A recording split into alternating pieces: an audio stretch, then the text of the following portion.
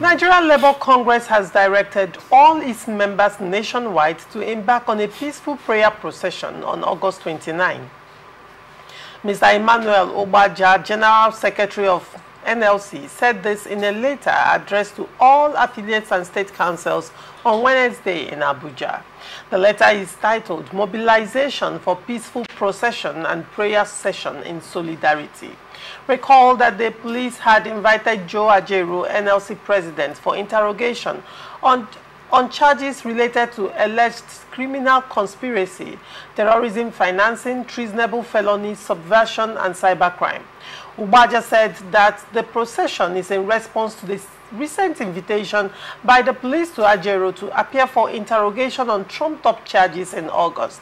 The letter reads, "We call on all NLC affiliates and state councils to mobilize their members in Abuja and across the states to show solidarity. All Central Working Committee members resident in Abuja and other members are expected to assemble at the national headquarters of the NLC by 8 a.m. on August 29. This is to accompany the president to the police for the scheduled interaction," he said.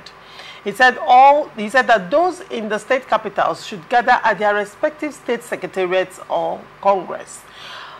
Obaja urged them to embark on a peaceful procession to their state police headquarters, where they will hold a prayer session until the president's interaction with the police is concluded.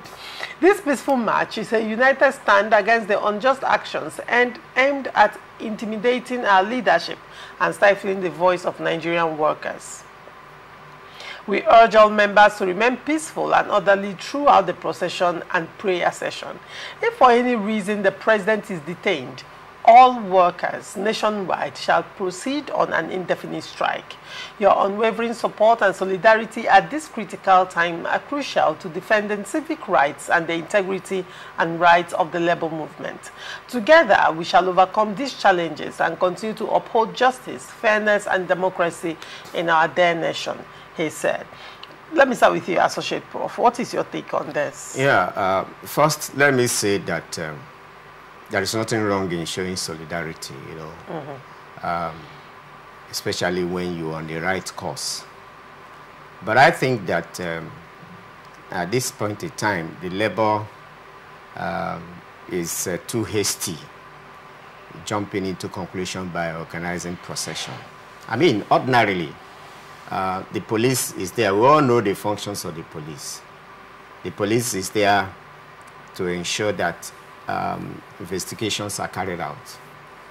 Mere invitation by police, I don't think should warrant this kind of prayer section. Probably they are looking at the events that led to that police invitation and the body language of the federal government. I read what the SCP, the letter, you know, the invitation letter, I read it. And part of it is that if upon interrogation and is not found guilty, you will be let to go. That's what the letter, the invitation letter to Ajaero. I read it. Okay. So I wonder why we are counting the chicken before the egg is hatched. This kind of mobilization, for me, at this point in time, by labor, is not necessary. Let's look at the charges again. Yeah, criminal conspiracy, hold on terrorism financing, sometimes you may be treasonable felony, subversion, and that's why that's why the ACP said if at the end of the day you are not found guilty, you are let go. Somebody can come up with charges. That's the sense of clearinghouse. The police, the court system, they are the clearinghouse. If I can just give up charges against you now, and well, it's expected that institution concerned should go and investigate. If you are not guilty as charged, you are discharged. You are let go. It becomes a problem where after the investigation, you are not guilty, and then they are now beginning to punish you unduly. And even if you are, the police have found something against him, the police is not the final arbiter. You have the court system.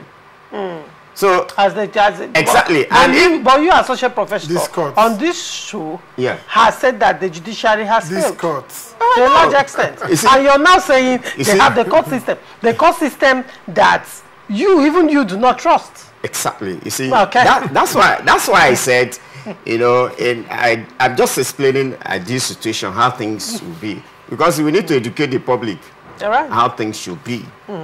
But if, on the other hand, due process was not followed, then the labor has right to begin to ask for this kind of procession and protest. Okay?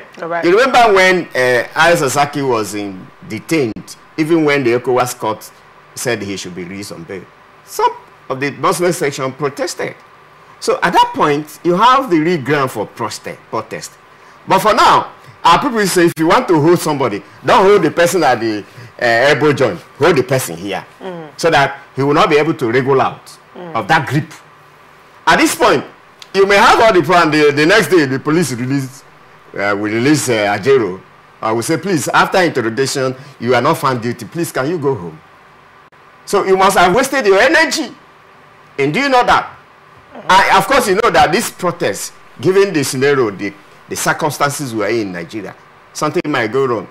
The so-called hoodlums may also take advantage of that. Human beings be there. Something may go wrong, and there will be damaging effect on the type of place. So I think that, you know, why not labor, watch and exercise patience and see the outcome of that interrogation? I don't know whether he has actually honored the invitation of the police. Has he gone? He's honored. He should be there as we speak. As we speak. And the process, even in River State, the procession has started already. So I think we are being too hasty. If you now go to court after he has been released, what's the justification of the process? And for crying out loud, why can't also labor? You know, sometimes people accuse labor of being very selfish, very, very parochial. Why can't this labor also organize this kind of protest with regards to refineries in Nigeria not working? Because it's a pressure group. It's not only for the members of the organization. So why can't they also organize this kind of thing and protest against moribund refineries that will have far-reaching effect on Nigerians? Why can't they do that? All right. Before we come to the actions and inactions of labor, I do not want us to deviate from the crux of the matter. I will still come back to some of the concerns you've raised, Associate Prof. But then, Dr. Nelson, what is your take on this? Anyway, this time around, I want to deviate slightly from Dr. Wuna's position. All right. My take and my concern is that Ajaero is a labor leader, the president of the Nigerian Labour Congress. Before the police will come up with this kind of weighty allegations against him, they ought to have properly investigated. The strength of the investigation should not depend on his interrogation. It should not depend to say that when they interrogate him and he's found not to be guilty, he will be released. It's somehow. And if you look at the interrogation and the timing of this kind of allegations, it's too weighty. It smacks of something that has a political undertone. More like a political conspiracy. I'm afraid that it smacks of something that has a political undertone. And Labour also might be privy to information that we do not have for them to be engaging in this level of mobilization.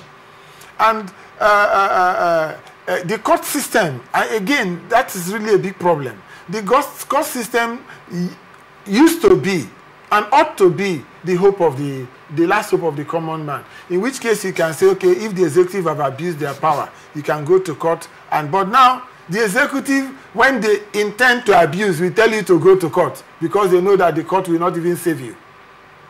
So I think I'm in support of the mobilization, especially because there is serious suspicion that this might have political undertones, maybe with the intention to cage the leader himself or to further and twist labor and render them unable to actually stand in opposition against the state. Look at the negotiation of a minimum wage that was just concluded and has not even begun to be implemented. You could see that there was a lot of arm twisting. The way and manner that negotiation was conducted and ended showed that Labour was increasingly weak. And who knows how far the government wants to weaken them more. Because this looks like something is targeted. Now, let's look at the events that, led to, the events that happened, that led to this invitation. Okay. You would recall that during the End Bad Governance in Nigeria protest, Labour released a communique, particularly with the killings that were happening here and there across states. Labour held an emergency NEC meeting, and at the end of the NEC meeting, they released a communique condemning extrajudicial killings. Great. They condemned the actions of the police and the military towards unarmed protesters. And they also, in that communique, clearly stated that they are not part of they are not the organizers of the protest. However, that they stand in solidarity with the protest. Now also urging the government to recall that they had gone on, they had organized a 3-day hunger protest earlier in the year, and the presidency in response told the NLC president to wait for him in 2027 if he so wants to be the president of Nigeria. Labour recalled all that and said that they have, to a large extent, tried to advise the president, play their own part, and they've not received any positive response from the government. They condemned that and also made the government know that the actions of the government and the actions of the police and the military towards unarmed protesters are against international human rights standards. They said that. And after, I think, 24 hours or 48 hours after the release of that communique, the NLC Secretariat in Abuja, the headquarters, was raided. Now, at the aftermath of that raid, the DSS denied responsibility for it. The police denied responsibility for it. Different security operatives denied responsibility for it. After that, Labour now came out to say that they suspect that their secretariat, the headquarters, may have been bugged, and they now proceeded on an internal security sweep of the secretariat. Shortly after that, this is what is now coming out. An investigation. Let me read the charges. Again, the charges are quite weighty. They are quite heavy. The charges: criminal conspiracy, terrorism financing, treasonable felony, subversion, and cybercrime. Now, there are concerns in certain quarters. Is it not a move to stifle Labour, NLC? Why is TUC not in this mix? TUC, to a large extent, has been, they've taken the back burner. To a large extent, TUC has been silent. You recall the hunger strike that they were to embark towards, very close to the protest. TUC pulled out and said that they were never even part of the protest in the first instance. Why is TUC not part of this? The TUC has been silent largely. Yes. Labour has been at the forefront, playing opposition that other political parties should play. Now, the question is the government stifling Labour at this point? Again, I think I came across that communique from Labour sometime. I forgot that as I was discussing. But this build-up, again, reinforces the fear and concern of Nigerians. It reinforces that this coming now, and again coming after the 10 days strike and the position that Labour took, all these are pointers to the fact that maybe government is not comfortable with Labour. Maybe government does not even want to hear any voice of opposition at all. You recall PDOM Nigeria?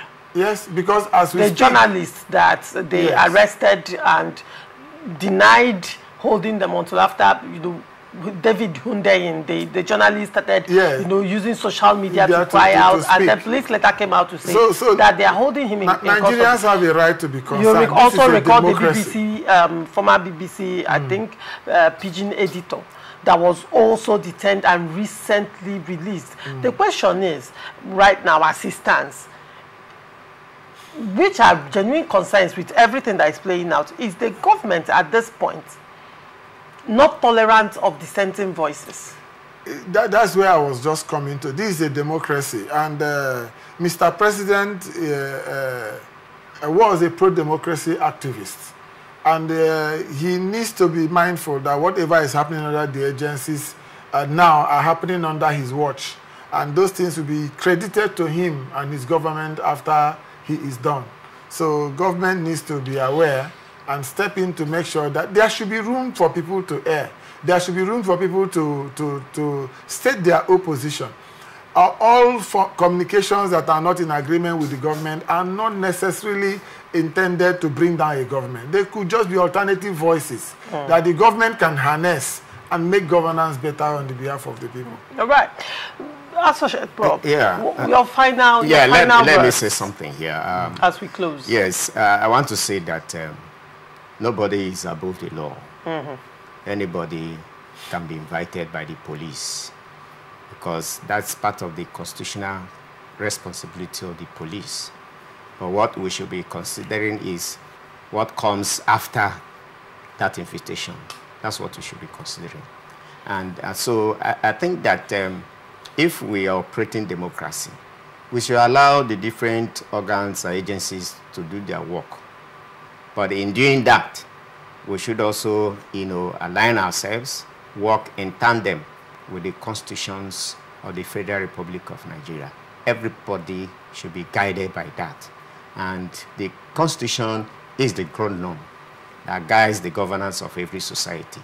So nobody is above the law. If somebody is invited by the police, let him go and answer himself. We are told that a clear conscience fears no accusation. So for me, I think that the action of NLC is quite hasty for now. They should have waited for the outcome of that invitation. All right. And this is where we wrap it up on this episode of Open Conversation. Thank you so much, Dr. Nelson, for coming. It's always a pleasure having you. Thank you. Thank you for having me.